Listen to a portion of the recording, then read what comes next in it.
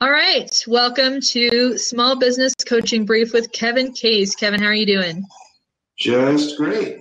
Just dandy.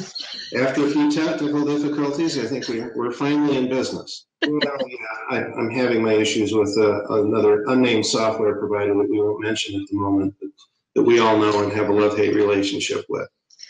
Well, and I'm sure that actually is nice too, because it brings up how most small business owners, I'm sure, are having their own issues with when you have an issue with the software provider, it can bring everything to a screeching halt. It certainly can. Actually, got a variety of tab members, and one of them is an IT specialist who actually did a webinar for us a few weeks ago that's archived on our site as to the effect of the rollout of Windows 10 on the business environment. How is that going? What was the overall overarching theme of that? Well, it was generally how you need to be prepared for it, and how there are going to be some major, but in some cases subtle changes that are going to affect how businesses operate. I ran into it personally just because Microsoft has not necessarily rolled out drivers for even some of their branded accessories that work with Windows 10, as well as a lot of the ancillary. Google Chrome struggles with Windows 10 for a while, and sometimes still does. Widely used applications struggle with.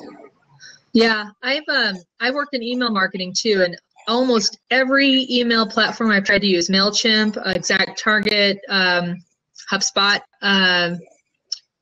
Pardot, have issues with all the emails look great, but once they hit Outlook, they look all wonky and they won't let you do certain visuals. So I know Office and Microsoft, they kind of run their own game, and I wish they would play ball a little better.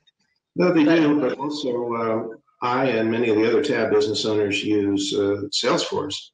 And there's a Salesforce Outlook interface, and that is also a little wonky right now with the most recent version of Outlook. They don't play well together. They do play together, but not well. Exactly. Well, cool. And I wanted to talk about too.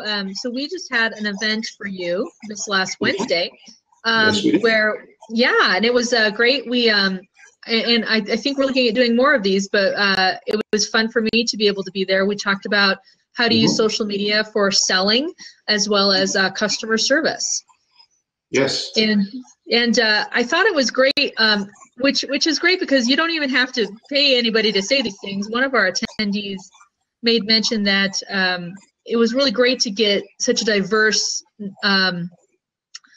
setting where you had all these owners from different industries in the same room to talk about similar problems. Yes, which plays well into the way we operate at TAB, because we look for an interdisciplinary group when we form a board of business owners. People from a variety of businesses. I've got everything from intellectual property attorney to the IT guy that I mentioned, to a guy that runs a training institute, bringing on board an HR consulting firm, as well as a remodeling contractor. But what's refreshing from that is you get a lot of different viewpoints with people with a lot of different backgrounds. Because one of the risks that you often see is people do go and associate with other people in the same business, but they can't necessarily be open with them on all the issues and the problems that they've got, because they may be bidding against these people for jobs. And you also run the risk of groupthink. Everyone sees something from the same perspective.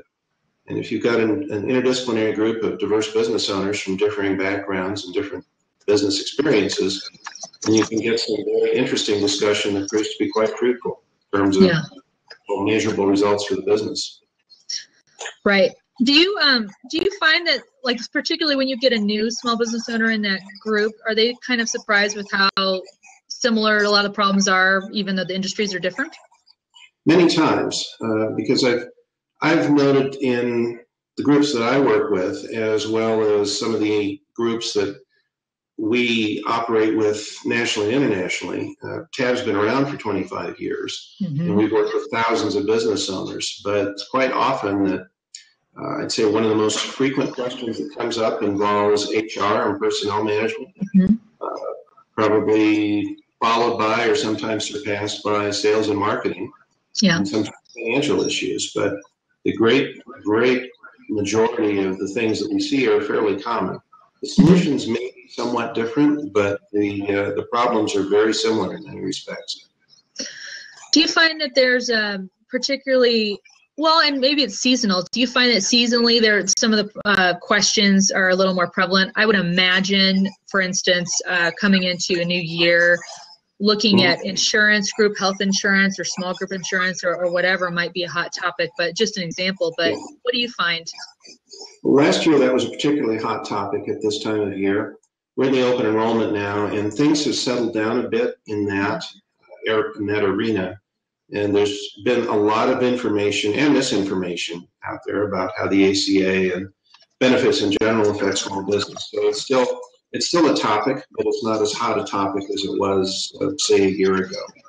Right now, a lot of the businesses are in or finishing their annual budget process. So currently I'm working with my TAB members on making sure that we can get a good summary of what this year looked like over last year, what contributed to their meeting their goals or not meeting their goals, and what 2016 looks like and what they plan on doing and how they plan to execute to meet their goals for 2016.